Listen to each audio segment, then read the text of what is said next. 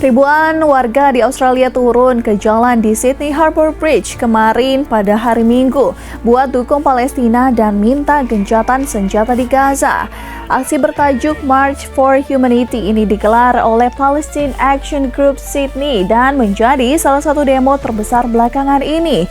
Peserta demo dari anak-anak sampai lansia, termasuk aktivis terkenal seperti Julian Assange, berjalan sambil bawa bendera Palestina dan poster yang minta kekerasan di Gaza untuk dihentikan. Mereka juga gebuk panci sebagai simbol kelaparan yang lagi melanda warga Gaza. Polisi sempat khawatir soal keamanan, tetapi akhirnya aksi damai ini berjalan dengan lancar. Senator Partai Hijau Mehreen Faruqi juga ikut orasi, minta Australia kasih sanksi keras ke Israel atas krisis di Gaza.